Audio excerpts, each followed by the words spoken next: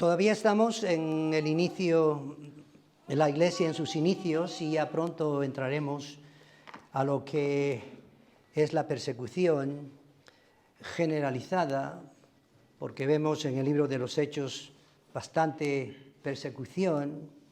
Y pues en el capítulo 5 hablamos del versículo 1 al 11 y vimos cómo Ananías y Zafira murieron en el acto, y sabemos la actitud de ellos. Estaban tratando de mentir a Dios, tratando de mentir al Espíritu Santo.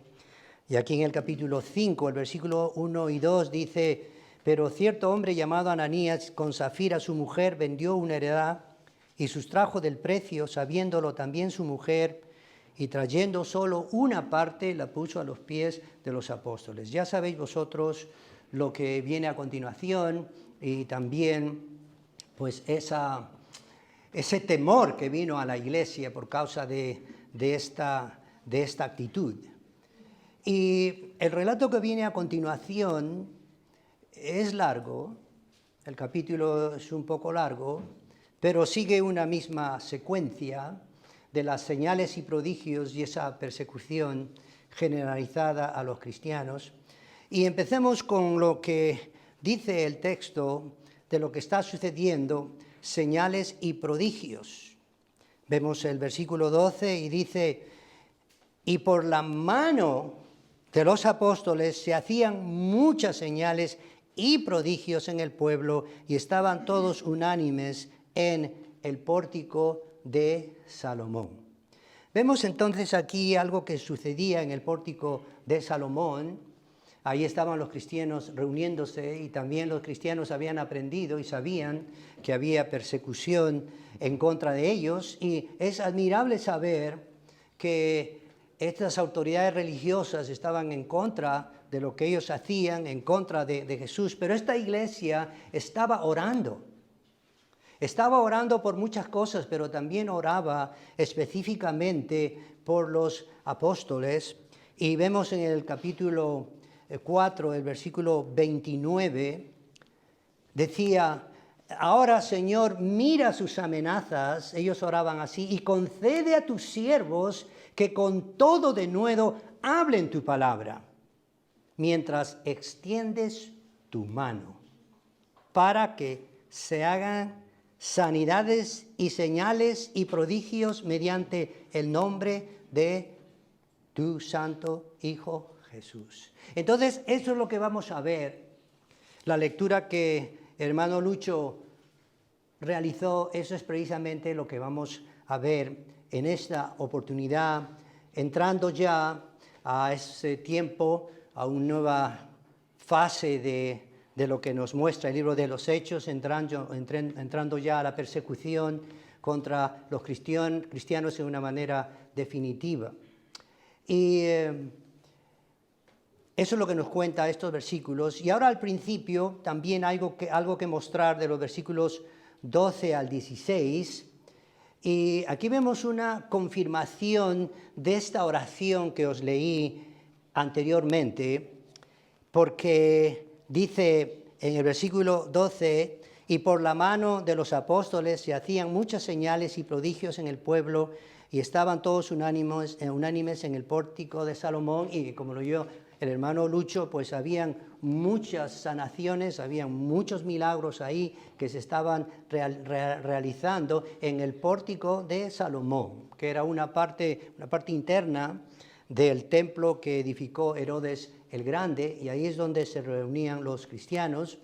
Y la gente estaba admirada por estas cosas, pero había otros que no les interesaba y no estaban, no digamos de acuerdo, pero no estaban participando. El versículo número 13 del capítulo 5 dice: de los demás ninguno se atrevía a juntarse con ellos, mas el pueblo los alababa grandemente. Esto se nota porque no todos están a favor de los cristianos, no todos están diciendo: a ver, queremos ir a la iglesia. Esto esto se nota, pero había otros que se daban cuenta de las cosas que estaban sucediendo por las cosas del Señor Jesús. Y una cosa muy admirable que vemos en el versículo 14, muy admirable, dice de esta manera: y los que creían en el Señor aumentaban más, gran número, así de hombres como de mujeres. Hice un estudio del libro de los Hechos en cuanto a ese crecimiento y empezaron con 120 y luego en Pentecostés 3.000 se convirtieron, como 3.000 se convirtieron. Luego, por causa de esta sanación del cojo de nacimiento, como 5.000 se arrepintieron, aceptaron al Señor. Y luego habla la Escritura que cada día el Señor aumentaba a aquellos que iban a ser salvos. Y luego dice que muchos se convirtieron al Señor. Y luego dice multitudes se convirtieron al Señor. ¡Qué grande! ¡Qué grande información que el Señor nos da! Y también, en cuanto a esto de las sanaciones, ahí destaca la figura de Pedro. Ahí destaca la figura de Pedro. El versículo 15 dice, podéis imaginar lo que estaba sucediendo ahí, tanto que sacaban los enfermos a las calles y los ponían en camas y lechos para que al pasar Pedro, a lo menos su sombra cayese sobre alguno de ellos. Qué interesante. Frente a esto, tendemos nosotros, los seres humanos, a mirar a los hombres. Pero este no es el caso, porque debemos mirar siempre al Señor. Y lo que hace el Señor siempre es mejor de lo que nosotros podemos hacer o lo que nosotros podemos pensar. Porque esto que sucedió aquí no es poder de hombres, sino fue poder de Dios. Poder de Dios. La Biblia no dice que la sombra de Pedro haya sanado a alguno de ellos. De hecho, el poder de Dios para sanar a través de Pedro iba mucho más lejos que su propia sombra. Y eso lo vemos en el versículo 16. Pero antes, Pedro, él continuaba su camino. El Señor Jesús también continuaba su camino. Y a medida que continuaba su camino, hacía los milagros. Y Pedro estaba continuando su camino. No era Pedro el que decía, hey, miren, vamos a reunirnos en un sitio especial. Aquí estoy yo, vengan todos a reunirnos. No, él seguía su camino. Sabes que hoy en día se montan en unos estadios un montón de cosas para hacer sus espectáculos de sanación. Pero no era así. Y vemos que inclusive el versículo 16 nos muestra que no solamente esto pasaba en el pórtico de Salomón, sino en las ciudades vecinas. Claramente dice el versículo 16, y aún de las ciudades vecinas, muchos venían a Jerusalén trayendo enfermos y atormentados de espíritus inmundos. ¿Y qué dice? Y todos eran sanados. Y todos eran sanados. Y aquí se nos muestra entonces lo que Jesús puede hacer con su poder. En cualquier lugar. Que dice, los enfermos eran sanados. Que dice, los inválidos también, los atormentados por demonios de espíritus inmundos eran sanados. Finalmente dice, y todos fueron sanados. Hay una expresión que me llama la atención en el versículo 12, y por la mano de los apóstoles se hacían muchas señales y prodigios en el pueblo. Ahora, ¿qué significa esto? Y por la mano de los apóstoles se hacían muchas señales. Significa que Dios estaba utilizando a estos apóstoles. En cuanto a los milagros se refiere. Era la mano de Dios. Y la idea central de esta mañana, de este mensaje, es la mano de Dios. Las cosas que Él puede hacer. Porque la mano de Dios vemos en el capítulo 4, versículo 30, lo vemos en el capítulo 11, el versículo número 21, y la mano del Señor estaba con ellos, y gran número creyó y se convirtió al Señor. Y también vemos esto en el capítulo número 13, el versículo 11, 13 y el versículo número 11. Ahora pues he aquí la mano del Señor está contra ti y serás ciego y no verás el sol por algún tiempo. E inmediatamente cayeron sobre él oscuridad y tinieblas, y andando en tinieblas buscaba quien le conduciese de la mano. Este era un falso profeta llamado Elimas, que estaba tratando de impedir que el procónsul Sergio Pablo sea salvo. Y la mano de Dios estaba actuando en esa manera. La mano de Dios es para misericordia y la mano de Dios es para justicia también. En cuanto a estas señales y prodigios, el Señor encomendó a sus apóstoles. Y aquí en el libro de los Hechos por lo menos hay 36 milagros que realizaron los apóstoles. Y también muestra la Escritura que el Señor asignó a los apóstoles, además que iban a hablar de otros, lo que ellos iban a hacer. En Mateo 10, versículo 1, lo vemos nosotros, y nos dice claramente, entonces dice, llamando a sus, ¿qué dice? 12 discípulos, les dio autoridad sobre los espíritus inmundos para que los echasen fuera y para sanar toda enfermedad y dolencia. Lucas capítulo 9, versículo 1 al 2, y habiendo reunido a sus 12 discípulos, les dio poder y autoridad sobre todos los demonios y para sanar enfermedades. Y el versículo 6 también, os voy a leer, dice, y saliendo pasaban por todas las aldeas anunciando el evangelio y sanando por todas partes. Eso es lo que el Señor asignó a los apóstoles. Y en 2 Corintios 12 también encontramos otra evidencia que el mismo Pedro está diciendo, con todo, las señales de apóstol han sido hechas entre vosotros en toda paciencia por señales, prodigios y milagros. ¿Y por qué era necesario estas cosas que acontecían? Era necesario para confirmar la verdad de la palabra del Señor Jesús. Amén por esto.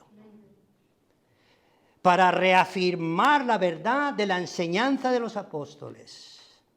Para demostrar el poder del Señor Jesús en todo tiempo y en todo lugar. Y para ver la mano de Dios en todo. No era para mirar a los hombres. Era para mirar a Dios y glorificarle al Señor.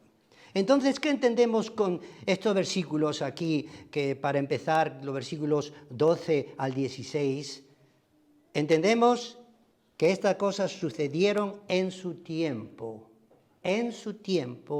por la intervención de los apóstoles. Y es triste saber que hoy hay muchos grupos religiosos que han hecho un negocio grande con este asunto de los milagros. Nosotros sabemos de esto. Son falsos profetas desde los pies hasta la cabeza. Y ahora la súplica de la gente sería, ¿verdad? Tantos sanadores que hay, ¿por qué no se van a los hospitales? ¿Por qué no se van a diferentes sitios a hacer lo que están diciendo que es por la mano de Dios? ¿Por qué no viajan a otros lugares y hacer estas sanaciones para que el coronavirus desaparezca y otras enfermedades? Es que tenemos que darnos cuenta de esa falsedad. Ahí en 2 de Pedro, mucho me gusta leer esto en 2 de Pedro, el capítulo 2, 2 de Pedro, el capítulo 2, del versículo 1 al 3, dice, pero hubo también falsos profetas entre el pueblo, como habrá entre vosotros falsos maestros que introducirán encubiertamente herejías destructoras, y aún negarán al Señor que los rescató, atrayendo sobre sí mismos destrucción repentina, y muchos seguirán sus disoluciones. Yo llamo a esto a los ingenuos. Y muchos seguirán sus disoluciones, por causa de los cuales el camino de la verdad será blasfemado, y por avaricia harán mercancía de vosotros con palabras fingidas. Sobre los tales ya de largo tiempo la condenación no se tarda y su perdición no se duerme. Qué claro explica la palabra del Señor al respecto. Qué claro es esto. Hay un movimiento, yo creo que vosotros ya lo conocéis, que empezó alrededor de los 90 y se está haciendo muy famoso, está creciendo en todas partes del mundo, y es la nueva reforma apostólica que empezó, como le dije, por los años 90, y en el 2001, allí en los Estados Unidos, surgió una nueva revelación que Dios ha dado a los profetas modernos, y eso fue en Texas, organizado por Peter Warner. Os voy a dar nombres porque a veces estáis metidos en el internet y no digáis, ¡ay, Peter Warner, qué buen predicador, eh! Cuidado. Roy Chávez, Bill Hammond, John Wimber, Guillermo Maldonado y otros. O sea, tener cuidado, porque esta es una organización falsa. Y les voy a decir por qué. Porque la nueva reforma apostólica ahora atribuye a Satanás la obra del Espíritu Santo. Y esto es una blasfemia. Es una blasfemia. La influencia de los apóstoles modernos y profetas abundan en los círculos religiosos carismáticos y en el neopentecostalismo mundial. Ayer estuvimos hablando a unos que tenían ese pensamiento, y qué triste es.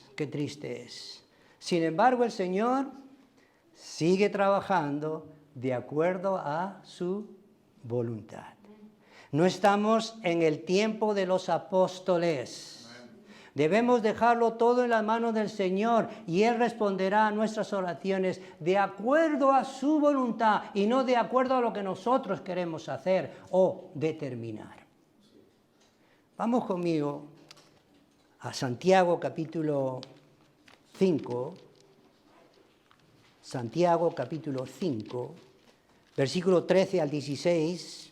Y si queréis, después hablamos mucho de esto porque hay mucho que hablar, pero quiero deciros solamente la sustancia.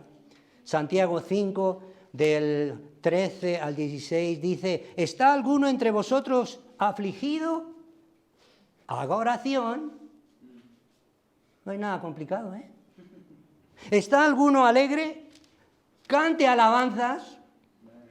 ¿Está alguno enfermo entre vosotros? Llame a los ancianos de la iglesia y oren por él, ungiéndole con aceite en el nombre del Señor. Y la oración de fe salvará al enfermo, y el Señor lo levantará, y si hubiere cometido pecado le serán perdonados. Confesaos vuestras ofensas unos a otros, y orar unos por otros, para que seáis sanados. La oración eficaz del justo puede mucho.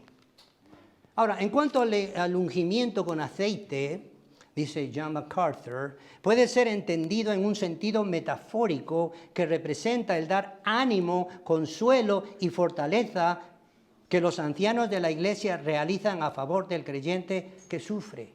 No es el aceite, no es la unción que va a sanar. Y no es la sombra de Pedro cuando pasaba que iba a sanar. Entonces tenemos que entender estas cosas porque se malentienden. Lo que vale, lo que tiene valor es la fe y la oración genuina de la iglesia y nada más. Y nada más. Hablamos anteriormente de los apóstoles y que por la mano de los apóstoles se hacían señales y prodigios en el pueblo. Y ahora os voy a mostrar una señal providencial de Dios. Vamos nuevamente al libro de los Hechos. Y esto lo vemos desde el versículo 17 hasta el 32, donde voy a terminar mi mensaje. Y con esto iniciamos ya una nueva distinción de este capítulo para hablar de la persecución generalizada. Aquí vemos el celo de los enemigos y su indignación, pero vemos una cosa interesante de esa señal providencial. Versículo 17 al 18. ¿Están conmigo? Entonces, levantándose el sumo sacerdote y todos los que estaban con él, esto es la secta de los saduceos, se llenaron de celos y echaron mano a los apóstoles y los pusieron, que dice, en la cárcel pública. Así de fácil para ellos. Con la autoridad que ellos tenían, podían hacer todo lo que le venga en gana, porque tenían ese celo que no era fundado en las cosas de Dios. No obstante, Dios sigue haciendo su voluntad. A pesar de las circunstancias difíciles de que fueron puestos en la cárcel, y de los versículos 19 al 21, vemos algo maravilloso que el hermano Lucho ha leído, de la intervención de ese ángel. Y versículo 19 al 21, mas un ángel del Señor, abriendo de noche las puertas de la cárcel y sacándolos, dijo, id, eso me gusta, es una buena palabra, id, y puestos en pie en el templo, anunciar al pueblo todas las palabras de esta vida. Habiendo oído esto, entraron de mañana en el templo y enseñaban. ¡Qué maravilloso! No les dijo el ángel, vayan a casa, ya habéis sufrido un montón, ¿verdad? Váyanse a descansar, pobrecitos de ustedes. Id al templo, id de mañana y predicar y enseñar las cosas del Señor. Y el versículo 20 me llama la atención. Id y puestos en pie en el templo, anunciar al pueblo todas las palabras de esta vida. Se está refiriendo a la vida nueva que ofrece Cristo, el Señor. Se estaba refiriendo al Evangelio, las buenas nuevas de salvación que dan vida en Cristo Jesús. ¿Qué hicieron estos dos apóstoles? Obedecieron.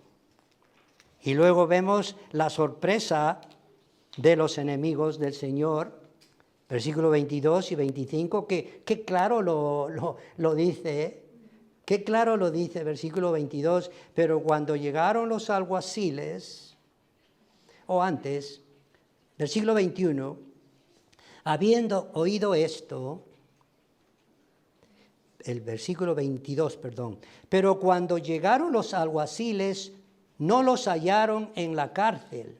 Entonces volvieron y dieron aviso, diciendo, por cierto, la cárcel hemos hallado cerrada con toda seguridad y los guardas fuera de pie ante las puertas, mas cuando abrimos a nadie hallamos dentro. Cuando oyeron estas palabras, el sumo sacerdote y el jefe de la guardia del templo y los principales sacerdotes dudaban en qué vendría a parar esto. Ya empiezan, ay madre mía, ¿qué es esto? ¿Qué es esto? Empiezan a preocuparse. Pero viniendo uno, les dio esta noticia. He aquí, los varones que pusisteis en la cárcel están en el templo y enseñan al pueblo. Entonces fue el jefe de la guardia con los alguaciles y los trajo sin violencia porque temían ser apedreados por el pueblo. Cuando los trajeron, les presentaron en el concilio y el sumo sacerdote hizo su pregunta. Pero es interesante analizar la sorpresa de ellos. Ellos estaban diciendo, bueno, ya estos están presos y entonces vamos al día siguiente, vamos a hacer un concilio, vamos a reunirnos y vamos a determinar qué vamos a hacer. Guardias, vayan a traer a esos pobrecitos que están encarcelados. ¿Y qué pasa? Que no estaban encarcelados.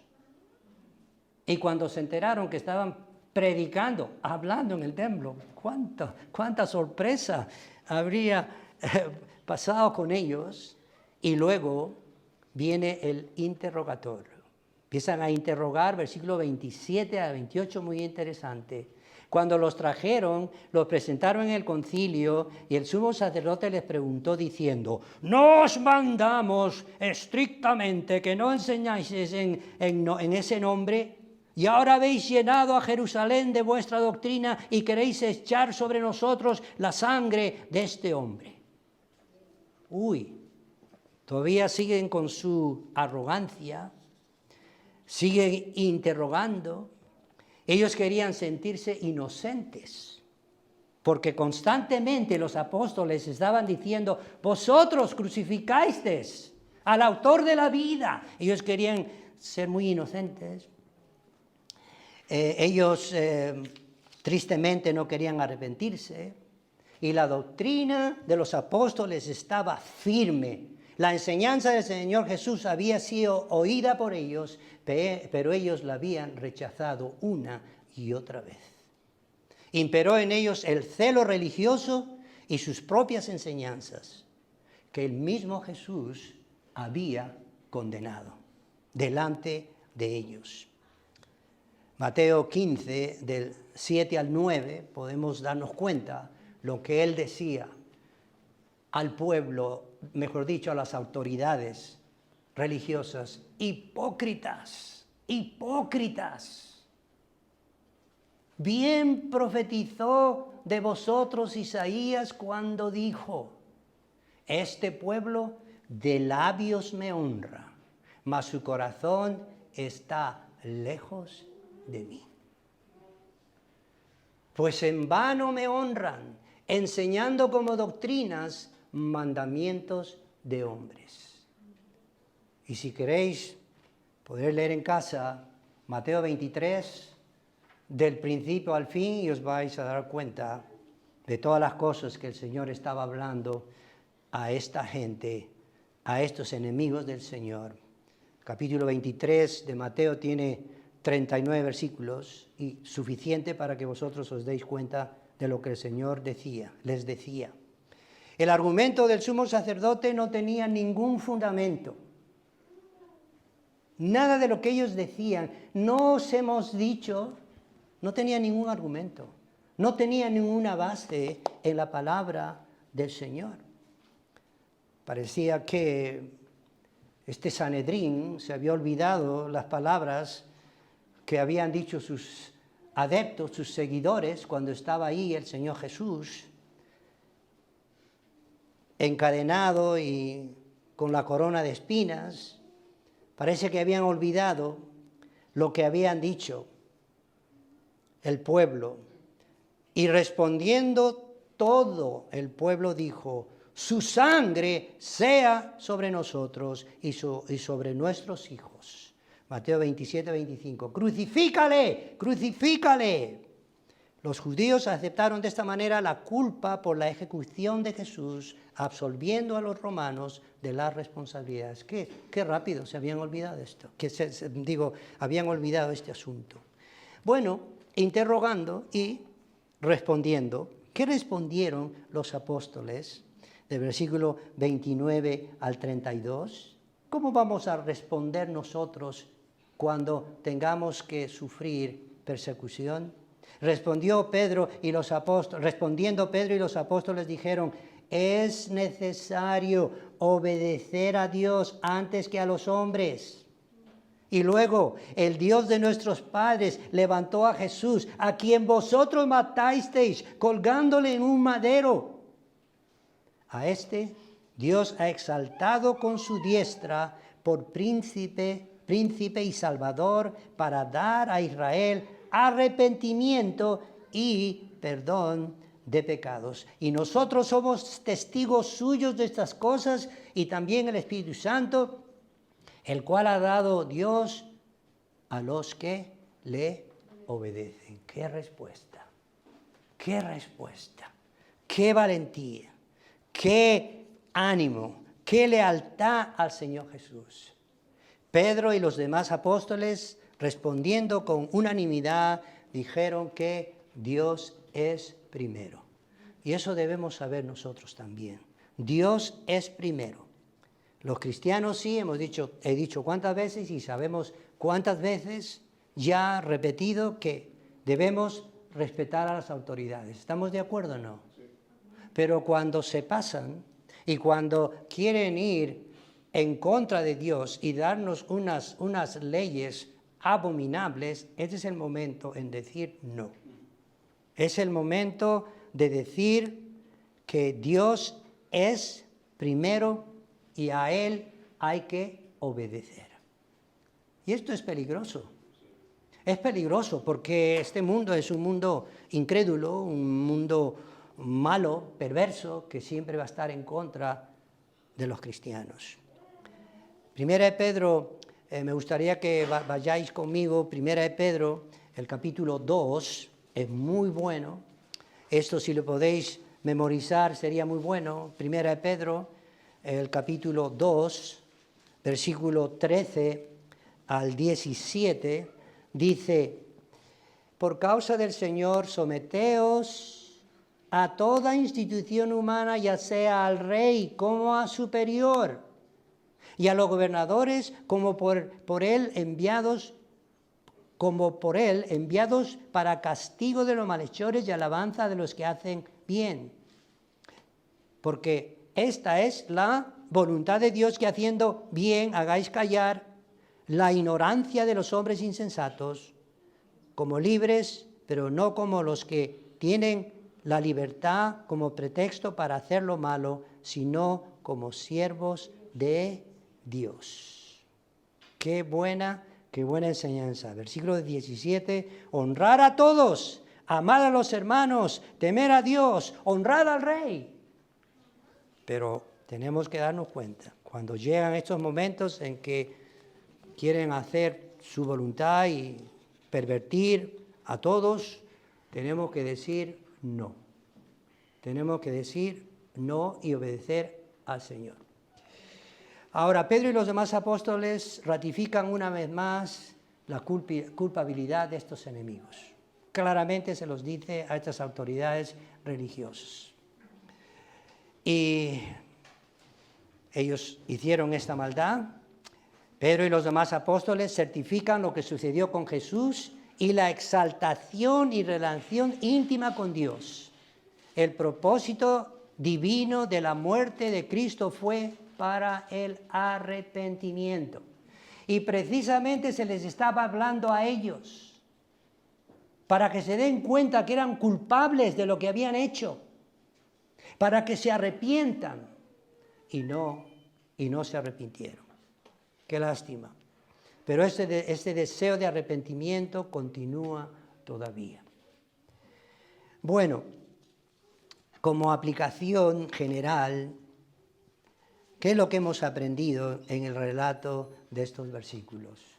No tengo ninguna intención, y nunca la he tenido, de dar es como si les he leído y les he hablado de esto, pero tiene que haber una aplicación de lo que hemos aprendido, de lo que nos enseña estos versículos. Y hay muchas cosas que hemos aprendido. Dios todo lo puede de acuerdo a su voluntad. No debemos hacer nuestras propias decisiones sin la ayuda de Él. Eso es lo que nos enseña estos versículos. El tema fundamental es la intervención de Dios para sus propósitos divinos e inalterables. Porque la mano de Dios es para justicia y la mano de Dios es para misericordia. Esta enseñanza está centrada en los sufrimientos por la causa de Cristo y la manera como Dios también ayuda a los creyentes. Debemos saber que aun cuando estamos enfermos, Él puede sanarnos sin la intervención de sanadores ambulantes. Él puede hacerlo y a Él debemos darle todo honor y toda gloria.